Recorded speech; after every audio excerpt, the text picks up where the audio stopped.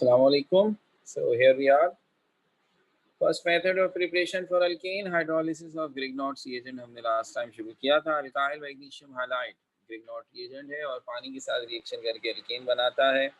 इसकी general equation हमने आपके सामने ऐसे लिखी थी कि अल्काइल मैग्नीशियम हाइलाइड ऐसे लिखा जाएगा, पानी ऐसे लिखा जाएगा, डाइल्यूट एसिड की मौजूदगी में मैग्नीशियम जिसके ऊपर पार्शियल पॉजिटिव और अल्काइल ग्रुप जिसके ऊपर पार्शियल नेगेटिव चार्ज है फ्रॉम ग्रिग्नॉट रिएजेंट और H पार्शियल पॉजिटिव और OH partial negative from water. ये आपस में ऐसे रिएक्शन करते हैं कि एक का पार्शियल नेगेटिव दूसरे के पार्शियल पॉजिटिव से रिएक्शन करता है और फिर हमने आपसे कहा अल्कीन और बेसिक मैग्नीशियम हाइलाइड सब लिख चुके हैं आप, याद दिला रहा हूँ, सबके नाम लिखे थे हमने. एग्जाम्पल हमने मीथेन की लिख दी थी. मैं इसी इक्वेशन को सामने रखते हुए अगली एग्जाम्पल पर बात करूं तो अगर मेरे पास ईथेन टारगेट है कि मुझे अल्केन बनाना है, कौन सा, 2 कार्बन वाला ईथेन, तो फिर मैं इस्तेमाल करूंगा एक ऐसा ग्रिग्नॉट रिएजेंट जिसमें अल्काइल ग्रुप की जगह में होगा इथाइल जिसमें 2 कार्बन होंगे. हेलोजन हम अपनी मर्जी से कोई भी ले सकते हैं, पिछली दफ़ा आयोडीन लिया था तो अब क्लोरीन ले लेते हैं. तो अब इसका मतलब है अगर मुझे ईथेन बनाना है तो ईथेन में चूंकि 2 कार्बन होते हैं इसलिए उसकी निस्बत से मैंने फैसला किया कि मैं इस्तेमाल करूंगा इथाइल मैग्नीशियम क्लोराइड.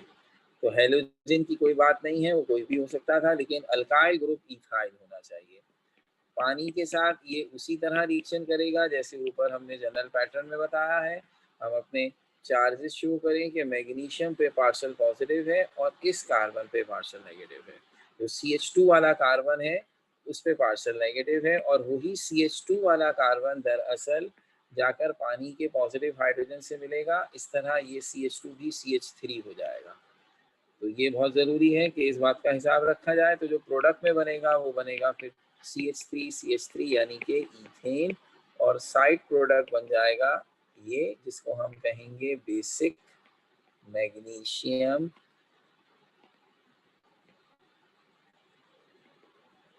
क्लोराइड और मेन प्रोडक्ट है ईथेन.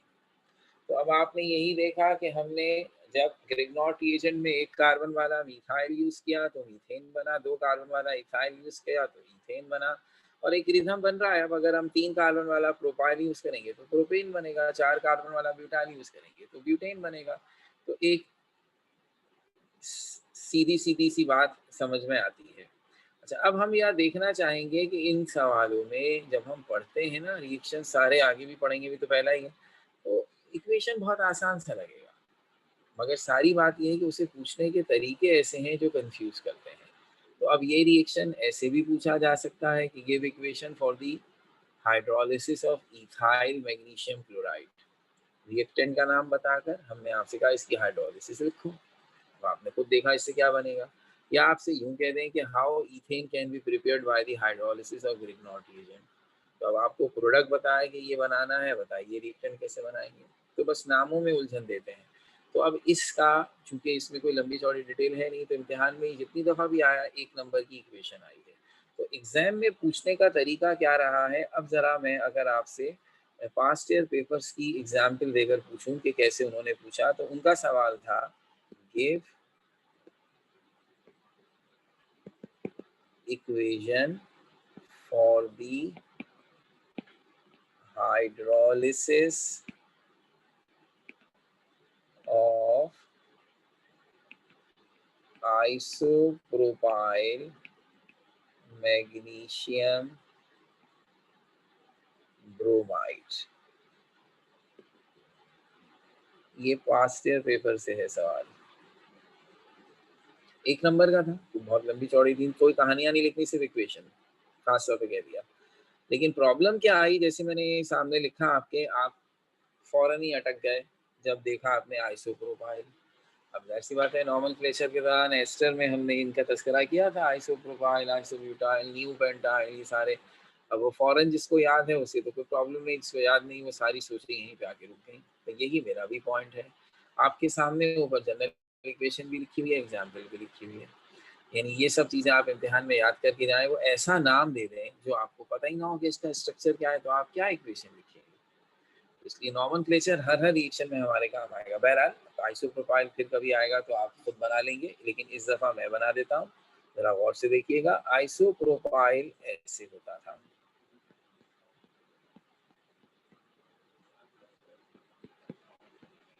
और मैग्नीशियम ब्रोमाइड का तो कोई इशू नहीं है, ये है आइसोप्रोपाइल मैग्नीशियम ब्रोमाइड। तो अब ये जो टेढ़ा करके 3 कार्बन वाला मैंने प्रोपाइल बनाया है, जिसके बीच वाले कार्बन से मैग्नीशियम जुड़ा हुआ है, इसको हम कहते थे आइसोप्रोपाइल। तो ये नाम हो गया आइसोप्रोपाइल मैग्नीशियम ब्रोमाइड। तो अब नाम का मसला मैंने हल कर दिया, ठीक है। स्ट्रक्चर आपके सामने पानी का भी बना दिया मैंने और डाइल्यूट ऐसे।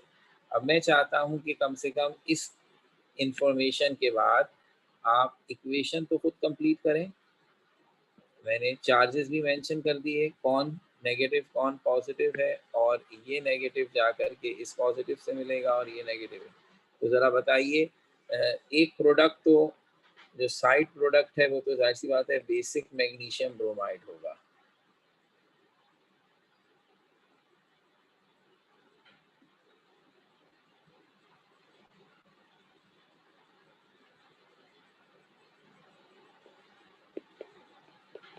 ठीक है ना। अल्केन कौन सा बनेगा, अगर आप नोटिस करें तो ऐसे बनेगा। ये जो CH वाला था, इसने जाकर पानी के H से रिएक्शन किया तो ये बीच वाला CH भी CH2 हो गया। तो अब ये CH3 CH2 CH3 बेशक आपने टेढ़ा करके बनाया, लेकिन इतनी नॉमेनक्लेचर की तो हमें समझ है कि ये है ऐसे करके पेरेंट चेन नजर आएगी, तो ये है प्रोपेन ही जो आपने बेशक टेढ़ा बनाया है। तो आइसोप्रोपाइल से भी हमें प्रोपेन ही मिलेगा।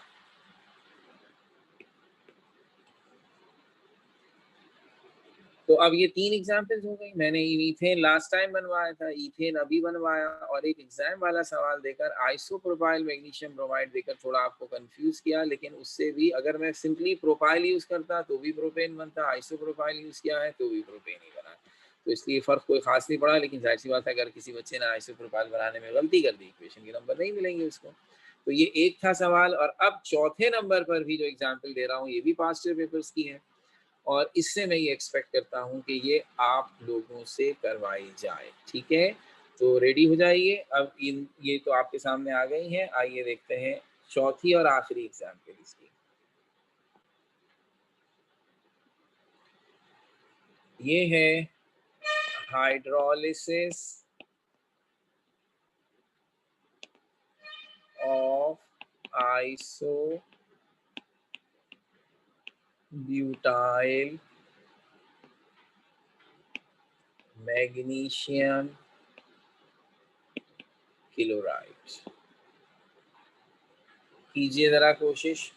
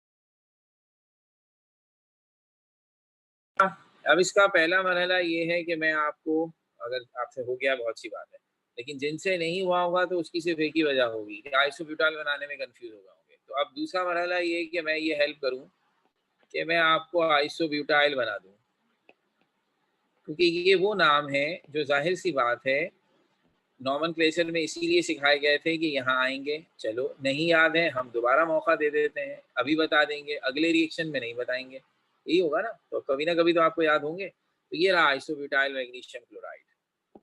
अब मुझे बताइए इसको देखने के बाद कि अगर ये है आइसोब्यूटाइल मैग्नीशियम क्लोराइड और इसका रिएक्शन हो रहा है पानी के साथ डाइल्यूट एसिड की मौजूदगी में, तो आपके ख्याल में कौन सा अल्केन बनेगा? तो अब आप हैंड रेस करके मुझे इस अल्केन का नाम बता सकते हैं।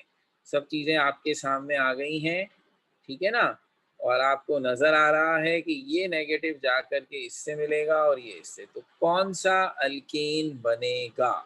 अब देखना है कि किसका। मरियम फातिमा ने हमसे कहा कि हमसे पूछिए, तो बताइए मरियम फातिमा। सर ये 2-methyl प्रोपेन बन रहा है। बिल्कुल सही जवाब, ये हो गई बेहतरीन बात, जबरदस्त, मजा आ गया भाई। तो अब ये मैंने इसीलिए कहा, देखें इसके दो मरहले थे। आप स्ट्रक्चर बना लेते तो खुद इस नतीजे में तो सबसे आइडियल बात, स्ट्रक्चर नहीं बना था, भूल गए, चलो कोई बात नहीं।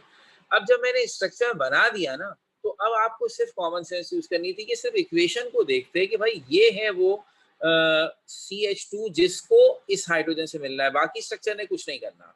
तो खुद ब खुद आप ये काम कीजिए कि वो CH2 जिसके ऊपर माइनस पार्शियल नेगेटिव चार्ज था वो CH3 बन गया, क्योंकि वो पानी के हाइड्रोजन से मिल गया।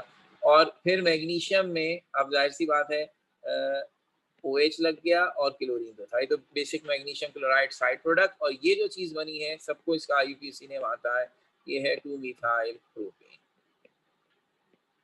ये मैंने इसलिए आपके लिए सहूलत की कि दो तरीकों से सवाल आ जाते हैं। एक तो ये कि जिसमें सारी जिम्मेदारी आपकी थी, hydrolysis of isobutyl magnesium chloride ऐसे करके कह दिया, और दूसरा तरीका ये है कि हम आपको स्ट्रक्चर इक्वेशन लिख कर दें आधी और कहें कंप्लीट करो, तो उसमें एक बचत ये हो जाती है कि चलो स्ट्रक्चर बना हुआ है, अब सिर्फ इक्वेशन की लॉजिक तो कम से कम इस्तेमाल कर लें, तो ये काम हमारा हो जाए।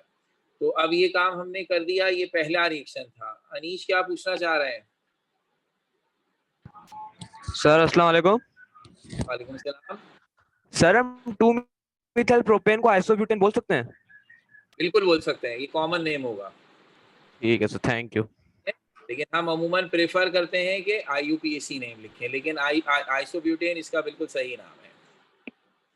अच्छा, अब आ जाइए आपके पास पहला रिएक्शन हो गया। अब ये फिर मैं याद दिला दूं, मैंने इसकी जनरल इक्वेशन लिखी और इसकी 4 एग्जांपल्स कराई। अब अगर कोई बच्चा यूं कर रहा है कि सर ने 5 रिएक्शन पढ़ा दिए, अब 5 रिएक्शंस के रट्टे मारे, तो भाई वो बहुत ही गलत ट्रैक पे चल रहा है। मैंने 5 रिएक्शंस नहीं पढ़ा है, मैंने सिर्फ एक रिएक्शन पढ़ा है, और उस एक रिएक्शन को समझाने के लिए मैंने उसकी 4 एग्जाम्पल्स लिखी हैं। अगर आप एग्जाम्पल्स को भी रिएक्शन समझ के उसके रट्टे मार रहे हैं तो फिर कोई फायदा नहीं होगा, क्योंकि इस बात की तो कोई गारंटी नहीं है ना कि जो 4 एग्जाम्पल्स मैंने दी हैं अब भी वही आएंगी।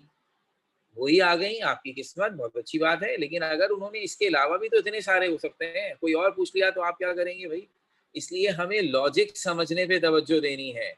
सर ने हमें मीथेन बनवा दिया, इथेन बनवा दिया, प्रोपेन बनवा दिया, 2-methyl प्रोपेन बनवा दिया, सिर्फ ये करने के लिए कि आप इक्वेशंस के पैटर्न को समझें।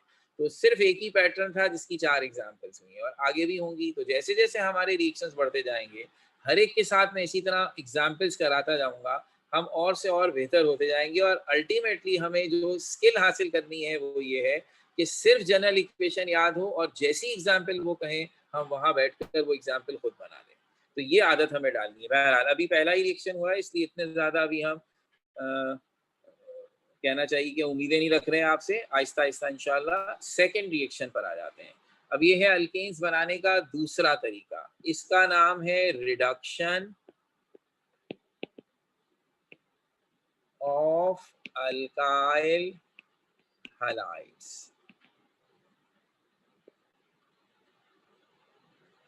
अब आपको पता हो अल्काइल हैलाइड्स को तो आप जानते हैं, पहले वाले रिएक्शन में ग्रिग्नॉट रिएजेंट था उसको आप जानते नहीं थे तो वो भी बताना पड़ा था, लेकिन अल्काइल हैलाइड्स को तो हम जानते हैं।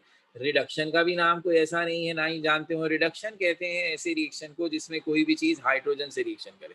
वैसे तो रिडक्शन के बहुत सारे मतलब है ना, गेन ऑफ इलेक्ट्रॉन को भी रिडक्शन कहते हैं, लॉस ऑफ ऑक्सीजन को भी कहते हैं, लेकिन यहाँ रिडक्शन का जब ऑर्गेनिक केमिस्ट्री में हम लेते हैं तो इसका मतलब होता है रिएक्शन विद हाइड्रोजन। तो रिडक्शन ऑफ अल्काइल हैलाइड को इसी वजह से हम हाइड्रोजिनेशन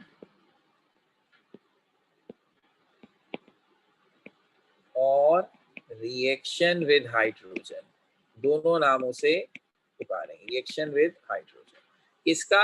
अल्काइल हैलाइड्स का। अच्छा, अब इसमें क्या खास बात है तो बड़ा आसान रीत है, लेकिन इसमें एक छोटी सी तफसील आ जाती है जिससे हम वाकिफ भी हैं, और वो क्या है, हमने आपको बताया था कि जब भी ऑर्गेनिक केमिस्ट्री में आप हाइड्रोजन से रिएक्शन करवाएंगे तो हाइड्रोजन कौन है? Molecular hydrogen H2। और आप हाइड्रोजन के चैप्टर में पढ़कर आए थे कि मॉलिक्यूलर हाइड्रोजन के रिएक्शंस बहुत स्लो होते हैं, और खास तौर पर ये चीज हमें डिसएडवांटेज देती है ऑर्गेनिक में। तो इसी के दिन के लिए आपने हाइड्रोजन के चैप्टर में वो टॉपिक पढ़ा था कि जब आप कभी हाइड्रोजन का रिएक्शन करवाएं तो हमारी कोशिश होती है कि मॉलिक्यूलर हाइड्रोजन की जगह हाइड्रोजन का एटम इस्तेमाल करें, जिसका एक ऑप्शन था कि आप नेसेंट ऑफ हाइड्रोजन इस्तेमाल करते हैं, और दूसरा ऑप्शन था कि आप हाइड्रोजन के मॉलिक्यूल को किसी ट्रांजिशन मेटल की सरफेस पर एब्जॉर्ब करके इंटरस्टिशियल हाइड्राइड्स बनाते हैं। और फिर ये इंटरस्टिशियल हाइड्राइड्स इसलिए कैटलिस्ट के तौर पर यूज होते हैं कि इनमें से एटॉमिक हाइड्रोजन निकलती है। सारी तफसीलात हमने हाइड्रोजन के चैप्टर में पढ़ी थी, उनका कोई तस्करा नहीं करना, उसे इस्तेमाल करना है।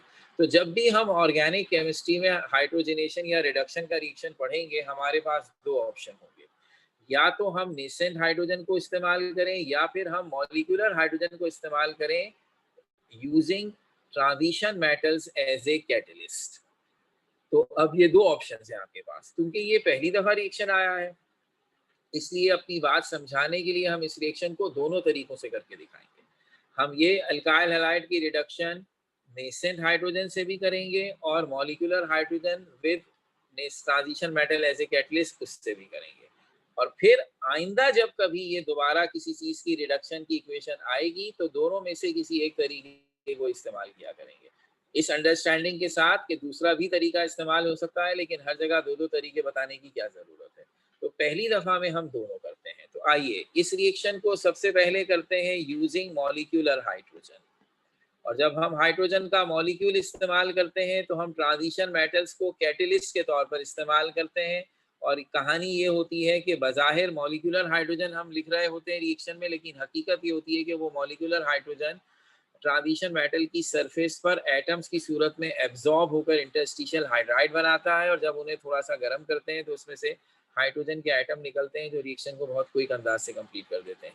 लेकिन उसे लिखने का तरीका बहरहाल कैसा है, वो ये होगा कि आप शो करेंगे जनरल इक्वेशन में कि कोई भी अल्काइल हैलाइड जब हाइड्रोजन के मॉलिक्यूल से रिएक्शन करता है तो उसे ट्रांजिशन मेटल के कैटलिस्ट की जरूरत पड़ती है। यूँ तो आप किसी भी ट्रांजिशन मेटल को ऐसे कैटलिस्ट इस्तेमाल कर लें चलेगा, लेकिन यह खास तौर पर जो सबसे बेस्ट कैटलिस्ट माने जाते हैं वो हैं प्लाटिनम, प्लाडियम और निकेल। ये सब group 8B of the periodic table के मेंबर हैं, एक ही ग्रुप के हैं, और ये तीनों कैटलिस्ट के तौर पर इस्तेमाल किए जाने के लिए हाइड्रोजनेशन रिएक्शन में सबसे बेस्ट माने जाते हैं। तो इन तीनों के दरमियान कोई लड़ाई नहीं है, इसलिए हम अब अपनी मर्जी से तीनों में से किसी एक को यूज किया करेंगे, लेकिन आप अपनी मर्जी से कोई भी यूज कर सकते हैं। जैसे किताब ने इस रिएक्शन में प्लाटिनम मेंशन किया है, अगर कोई बच्चा इसकी जगह निकेल या प्लाडियम लिख देता है वो एब्सोल्युटली फाइन है, कोई इशू की बात नहीं है, ठीक है। अच्छा, अब रिएक्शन क्या हो रहा है कि दो में से एक हाइड्रोजन हेलोजन के साथ मिलकर बनाएगा HX और दूसरा R के साथ मिलकर बनाएगा अल्कीन। इस तरह ये अल्केन बनाने का इंतहाई सिंपल तरीका हो जाता है कि जितने कार्बन वाला अल्काइल हैलाइड आप इस्तेमाल करेंगे उतने ही कार्बन वाला अल्केन आपको मिलेगा, जैसे कि इक्वेशन में नजर आ रहा है।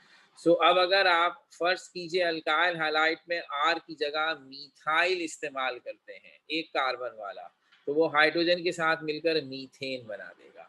इथाइल इस्तेमाल करते हैं इथेन बना देगा, प्रोपाइल इस्तेमाल करते हैं प्रोपेन बना देगा। तो जैसा अल्काइल ग्रुप यूज करेंगे वैसा अल्केन आपको मिलेगा।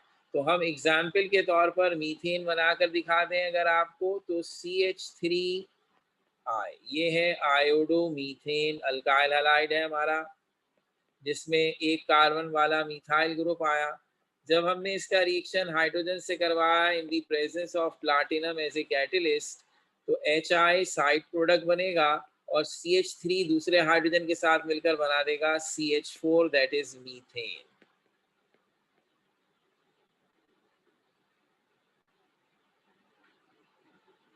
सही हो गई ये बात। तो इसका मतलब यहाँ अभी ज़्यादा हमारी तवज्जो इसी बात पर रहेगी कि हम मॉलिक्यूलर हाइड्रोजन यूज़ करें तो रिएक्शन लिखने का फॉर्मेट क्या होता है।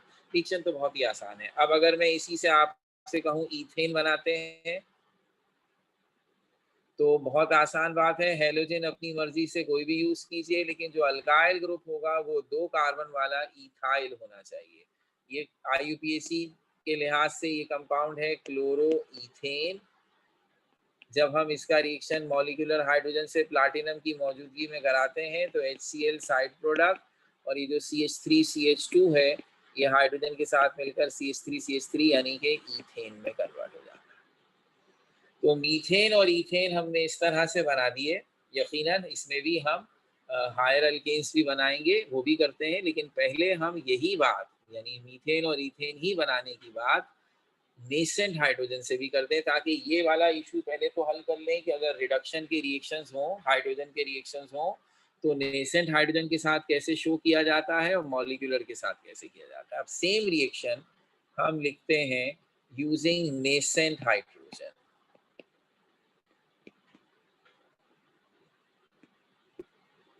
उसमें तरीका ये है कि आप जब जनरल इक्वेशन लिखेंगे तो सबसे पहले बताएंगे कि इस रिएक्शन में जो नेसेंट हाइड्रोजन आप इस्तेमाल करने की बात कर रहे हैं वो आया कहाँ से।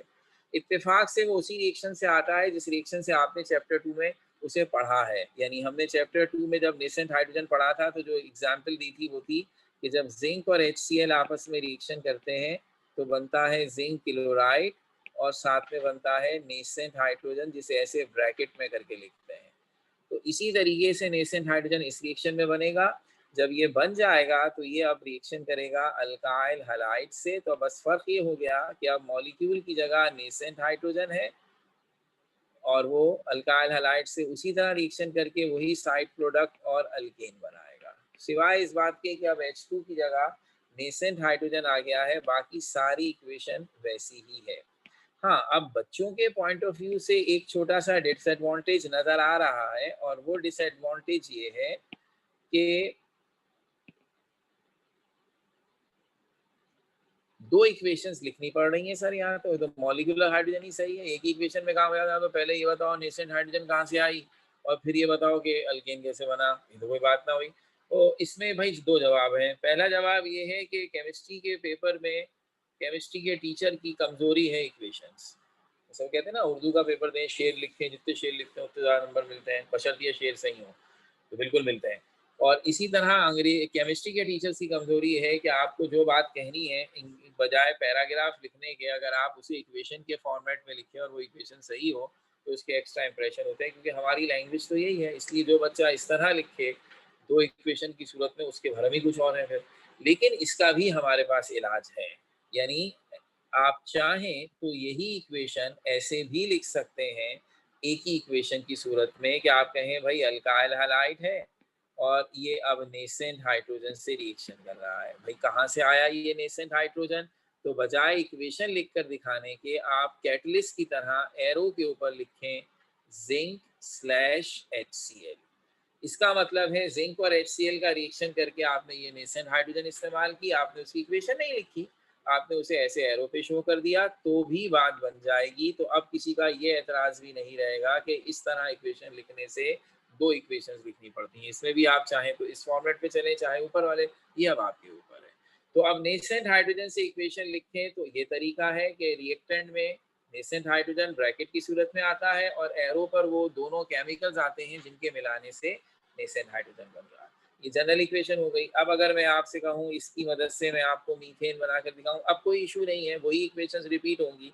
अल्काइल हैलाइड इस्तेमाल होगा वही iodoethane. Instead of reacting with molecular hydrogen you are going to react it with nascent hydrogen. which is obtained by zinc and HCl. तो प्लाटिनम की जगह यहाँ पर source of nascent hydrogen mention हो रहा है, साइड प्रोडक्ट HI और main product methane. इसी तरह अगर इस रिएक्शन से ईथेन बनाना है तो जैसा कि ऊपर मेंशन किया हुआ है, वो इक्वेशन मॉलिक्यूलर हाइड्रोजन से लिखी हुई है, अब यही हम इससे लिखें। पहले आयोडोमीथेन नेसेंट हाइड्रोजन से मिला था,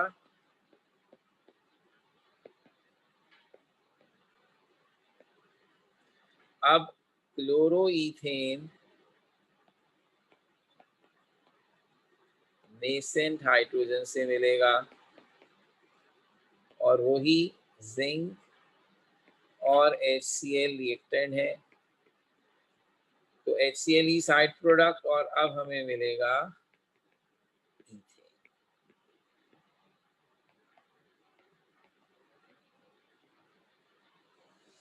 तो ये हो गया जनाब हमारे पास सेकंड मेथड का मीथेन और ईथेन की एग्जाम्पल के साथ पूरा हिसाब किताब। हाँ, अब हमने इसमें किस चीज़ पे अभी फोकस किया है कि नेसेंट हाइड्रोजन के साथ मीथेन ईथेन कैसे बनेंगे और मॉलिक्यूलर हाइड्रोजन के साथ कैसे बनेंगे। तो ये दोनों के साथ इक्वेशन लिखने का ढंग क्या होगा ये सिखाया अभी हमने। तो अब इसका ये फायदा है कि आइंदा जब भी हाइड्रोजन का रिएक्शन आएगा, ये अंडरस्टूड है कि वो दोनों तरीकों से हो सकता है और हम अपनी मर्जी से, कह लीजिए किताब की मर्जी से, कोई एक तरीका मेंशन करेंगे। तो जब हम उसे मॉलिक्यूलर हाइड्रोजन से लिख रहे होंगे, अगर फर्ज कर लें, तो ये जहन में आपके रहेगा कि अगर चाहें तो इसे नेसेंट से भी लिख सकते हैं, और अगर नेसेंट से लिख रहे होंगे तो ऑब्वियसली इसे मॉलिक्यूलर से भी लिख सकते हैं। अमूमन वो ये जिद नहीं करते कि आप रिडक्शन जो है इस तरह से कराएं या उस तरह से, वो कहते हैं बस रिडक्शन कराएं जैसे आपकी मर्जी हो। तो हम अपनी मर्जी में दोनों में से कोई एक तरीका जरूर रखते हों। तो अभी यहाँ हमने इसे दोनों तरीकों से इसीलिए बता दिया कि ये पहला मौका था। अच्छा, अब अगर क्वेश्चन में कहा जाए, जैसा कि मैंने कहा आपसे, आज तक तो नहीं कहा, अब कहते हैं तो और बात है, कि आप रिडक्शन करें अल्काइल हैलाइड की यूजिंग नेसेंट हाइड्रोजन, तब तो जरूरी हो जाएगा कि आप नेसेंट हाइड्रोजन यूज करें। लेकिन अगर वो आपसे ऐसा नहीं कहते और सिर्फ कहते हैं give the reduction equation of alkyl halide with फला, तो फिर आपसे आपकी मर्जी है कि आप दोनों में से कोई भी तरीका यूज करें, ठीक है ना। तो अमूमन ऐसे ही होता है। तो अब मैं क्या चाहता हूँ, जैसा मैंने पिछले रिएक्शन में किया है कि सिर्फ मीथेन ईथेन तक बात थोड़ी रोकनी है, सर आगे का भी बताइए। नहीं सर, इसमें क्या आगे का बताना है, तो समझ में आ रहा है जैसा अल्काइल हैलाइड वैसा। लेकिन नहीं, ऐसी बात नहीं है, इसमें भी टेढ़े मेढ़े रिएक्शन आते हैं और इसमें भी मैं चाहूंगा कि अब मीथेन ईथेन बताने के बाद डायरेक्ट बात करूं उस रिएक्शन की जो पेपर में आता है। और यहाँ एक एडवांटेज की बात यह है कि जो 5 ईयर का क्वेश्चन आया है, और ये क्वेश्चन चूंकि अब 30 साल से पेपर बन रहा है, तो ये क्वेश्चन भी 1 से ज़्यादा दफा आ चुका है और ये किताब का सवाल है, सबसे इम्पोर्टेंट बात ये है। तो अब मेरे पास रेफरेंस भी है कि कहाँ से आया है सवाल। तो अब जो क्वेश्चन मैं आपको बता रहा हूँ, वो इस चैप्टर का असाइनमेंट चैप्टर के आखिर में है, चैप्टर 8 के आखिर में, और उस असाइनमेंट से लिया गया है। और इसमें एक खास बात और बता दूं कि चैप्टर 8 के असाइनमेंट पेज 160, 161 और 162 तीन पेजेस पर है। ये बहुत ही अहम असाइनमेंट है चैप्टर 7 का, क्योंकि इम्तिहान में आज तक इससे हर क्वेश्चन आ चुका है और 1 से ज़्यादा आ चुके हैं, 1 से ज़्यादा दफ़ा आ चुके हैं, और इसके ज़्यादातर सवाल ज़रा टेढ़े मेढ़े वाले हैं। तो इसलिए वो क्वेश्चंस बड़े अहम है। और हम क्या करेंगे, जैसे जैसे चैप्टर पढ़ते जाएंगे, जो जो क्वेश्चन का टॉपिक आता जाएगा साथ साथ करते जाएंगे, ताकि हमारे ये सारे सवाल हो जाएं। तो जैसे अब सेकेंड इक्वेशन से ही एक सवाल बन रहा है, तो इसलिए पहले उसका तस्करा कर देना चाहिए। तो ये है पेज 161, क्वेश्चन नंबर 7। इस क्वेश्चन में 3 अल्काइल हैलाइड्स के नाम देकर आपसे कहा है कि इनकी रिडक्शन की इक्वेशन लिखिए, और ये 3 नंबर का सवाल बन जाता है। और एज इट इज इन्हीं 3 एग्जाम्पल्स के साथ ये पास्ट ईयर पेपर्स में 2 या 3 दफा आ चुका है। तो सवाल है, विच alkane may be obtained by the reduction of, और फिर 3 अल्काइल हैलाइड्स हैं, 2 bromo propane, secondary butyl bromide और आइसोप्रोपाइल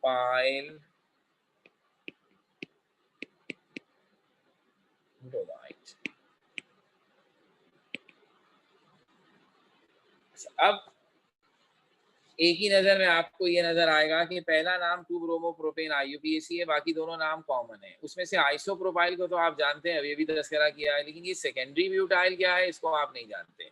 हमने अभी कॉमन नेमिंग के सारे नेम्स नहीं किए हैं, तो ये नाम अभी पढ़ेंगे हम। तो अभी क्या करें सर, तो अभी हम इसके आपके हेल्प कर देते हैं, इसका IUPAC नेम लिख देते हैं साथ, तो बाद में आराम से पढ़ते रहेंगे सेकेंडरी किसको कहते हैं। लेकिन फिलहाल आपके लिए इसका नाम है 2-ब्रोमोब्यूटेन। तो अब मैं चाहूंगा कि आप होमवर्क से ट्राई करें कि आप इसकी इक्वेशन लिख दें, जैसा कि हमने सिर्फ लिखा है रिडक्शन, ये मेंशन नहीं किया कि मॉलिक्यूलर हाइड्रोजन से या नेसेंट हाइड्रोजन से, तो ये आपके लिए आपके ऊपर है, आप चाहें तो मॉलिक्यूलर से लिखें, चाहें तो नेसेंट से, लेकिन कोशिश करें कि आप इन तीनों के रिडक्शन की इक्वेशन लिख पाएँ तो बहुत मज़ा आएगा। लेकिन अगर कर पाए तो भी, नहीं कर पाए तो भी, मैं यहीं से शुरू करूँगा और आपको ये पहले करके दिखाऊँगा। तो इसी तरह आहिस्ता आहिस्ता हमारी आदत होगी। तो ये हो गई बात, इससे इंशाल्लाह कंटिन्यू करते हैं। टेस्ट है अब हमारा वेडनेसडे को, और उसके टॉपिक्स में मैंने कहा था आज कंफर्म कर दूंगा। चैप्टर 11 का बाकी मानदा हिस्सा है, जिसमें 4 इंडस्ट्रीज थी, फर्टिलाइजर्स, ग्लास, डिटर्जेंट्स और पेंट्स। और चैप्टर नंबर 7 जो अब हम पढ़ रहे हैं, तो इसका सिर्फ इंट्रोडक्शन वाला हिस्सा टिल डेफिनेशन ऑफ साइक्लोअल्केन्स, यानी जहां से हमने methods of preparation of alkane शुरू किया है, जिसमें से हमने ग्रिग्नॉट रिएजेंट वाला कर लिया और दूसरा भी कर ही लिया। तो ये अभी फिलहाल मैं रिएक्शंस नहीं दे रहा हूँ, ये अगले टेस्ट में ही आएंगे। तो इस रिएक्शन के पढ़ने से पहले हमने जो बेसिक चीज़ें पढ़ी थी कि हाइड्रोकार्बन्स क्या होते हैं, उनकी क्लासिफिकेशन और सैचुरेटेड और अनसैचुरेटेड का डिफरेंस, और फिर ये अल्केन, अल्कीन, अल्काइन और साइक्लो अल्केन्स की डेफिनेशन, यहाँ तक की चीज़ें हमारे टेस्ट टॉपिक्स में शामिल हैं। ठीक हो गई बात। और अब टेस्ट होगा उसी तरह जैसे पहले ऑनलाइन क्लासेस में होता था, यानी इसके 2 हिस्से होंगे। पहले हिस्से में हम आपको MCQs देंगे जो आपको गूगल फॉर्म पे ही मिलेंगे, आप उसी में आंसर लिखेंगे और उसी वक्त उसके जवाब चेक होकर भी आपको मिल जाएंगे। ये एक हिस्सा होगा। और दूसरे